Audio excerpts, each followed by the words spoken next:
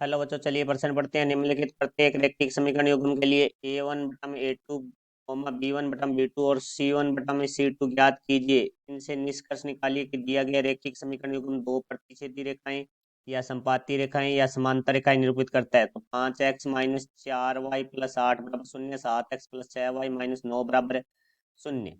मुख्य अवधारणा। तो हमारा जो प्रश्न है वो दो चरों वाले रैखिक समीकरण से संबंधित है, जिसके अंदर हमारे पास जैसे दो समीकरण है, a एक x प्लस b एक y प्लस c एक बराबर शून्य, और दूसरी समीकरण है हमारे पास है a दो x प्लस b दो y प्लस c दो बराबर शून्य। ये हमारे पास दो रैखिक समीकरण है। तो देखो यहाँ से x के जो गुणांक है a एक और a दो है, y के गुणांक है वो b एक और b दो है, तो अचर पद है वो c एक और c दो है दोनों समीकरणों में। तो देखो यहाँ से a एक बटा में a दो, अर्थात x के गुणांक का अनुपात बराबर नहीं है y का जो गुणांक है उनका अनुपात b एक बटा में b दो। तो जो रैखिक युग्म है वो हमारे पास होगा प्रतिच्छेदी रेखाएं।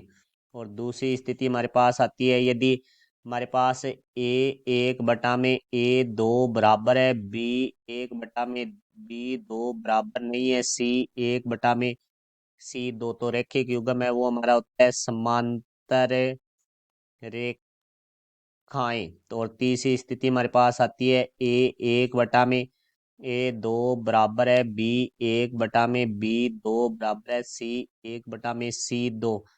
इस स्थिति में जो हमारा रैखिक युग्म है वो होता है संपाती रेखाएं। तो अब देखो हमारे प्रश्न के बारे में बात करते हैं। तो प्रश्न में हमें दिया गया है 5x माइनस 4y प्लस 8 बराबर शून्य, और दूसरी समीकरण हमें दी गई है 7x प्लस 6y माइनस 9 बराबर शून्य।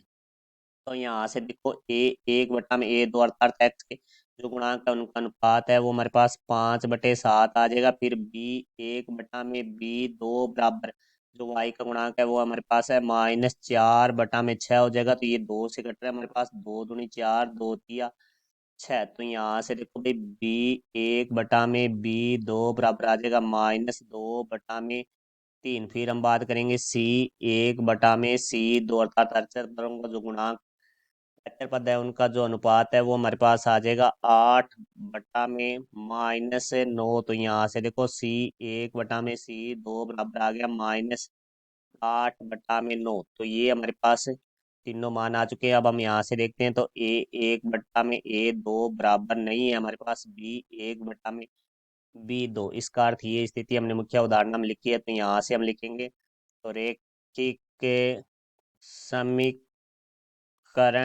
युग्म प्रतिच्छेदी रेखाएं हैं। ये हमारे प्रश्न का उत्तर हुआ। मैं आशा करता हूँ समझाया होगा। धन्यवाद।